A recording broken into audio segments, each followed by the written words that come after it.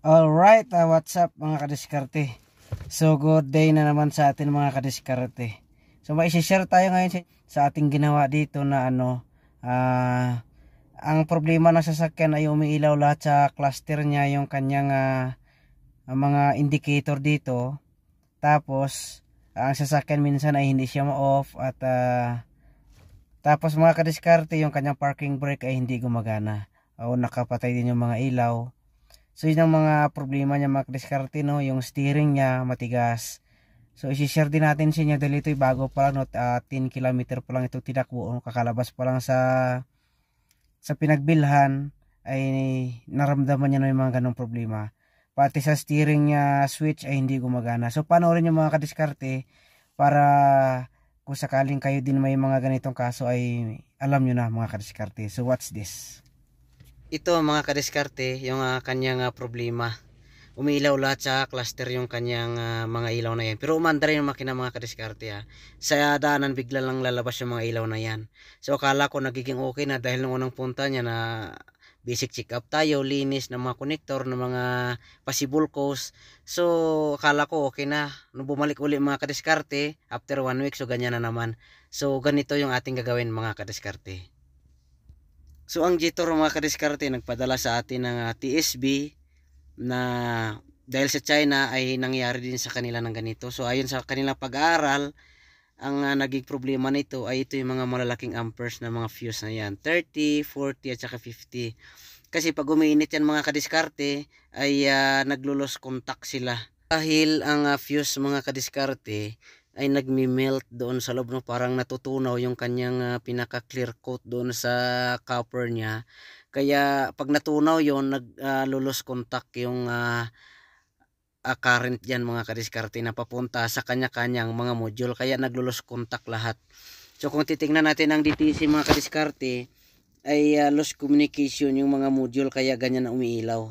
So yun ang ginawa natin, niliha ko ng mabuti.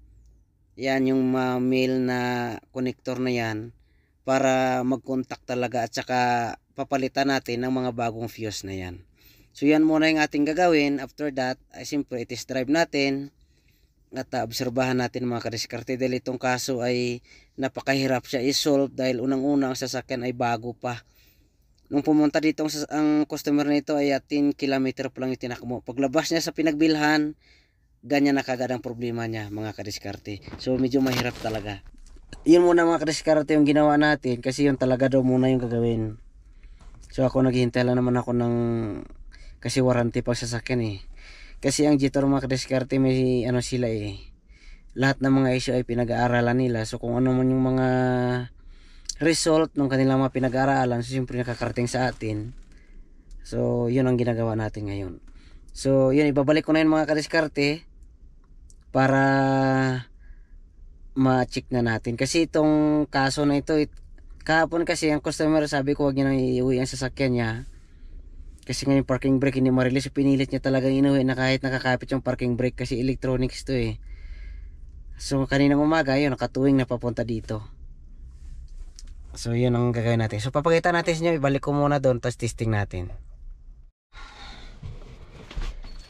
Ayan, so mga kadiskarte, start na natin. Check na natin uli.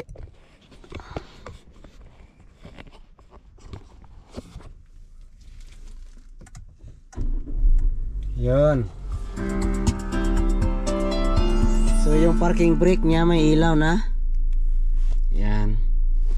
Tapos dito mga kadiskarte, nawala na rin lahat ng mga ilaw dyan. So yan ay testing pa lamang. So test drive pa natin yan para verify talaga natin kung okay na ba talaga ang kanyang issue. Ayan.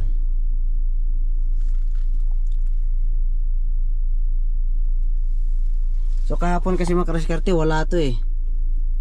Lahat ng mga ilaw gumagana dyan. Yung speedometer niya hindi rin gumagana.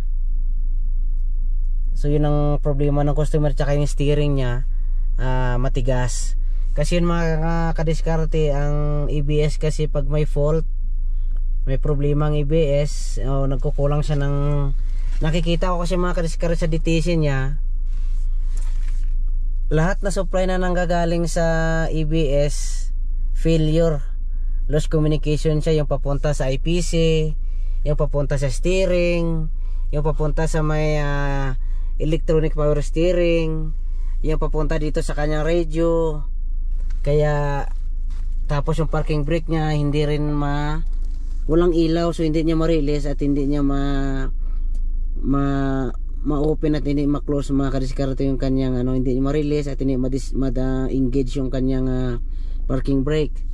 Yun yung kanyang problema. So ngayon, so medyo okay na siya. So, hindi pa natin masabing medyo okay na, dahil ayan ay first na ito pa lang natin na-solve. Kasi nung nakaraan chinik ko yung mga wiring niya, wala naman tayong nakitang problema. So may mga supply naman siya lahat, mga kadiskarte. Ang yun nga lang, may pagkakataon siya na nawawala yung supply niya pag tumatakbo na yung sasakyan. So dito, mga kadiskarte, ang lahat ng mga DTC niya, kailangan natin lahat yan i-delete. Kasi kahit stored yan minsan, mga kadiskarte, ay pwede pa rin bumalik yung kanyang problema dahil naka-record pa rin dyan yung kanyang DTC.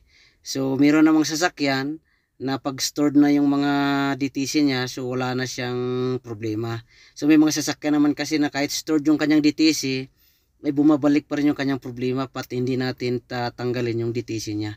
So lahat yan, i-delete natin yung DTC para kung sakaling may DTC man ulit na bumalik, yun uling i-diagnose natin kung meron.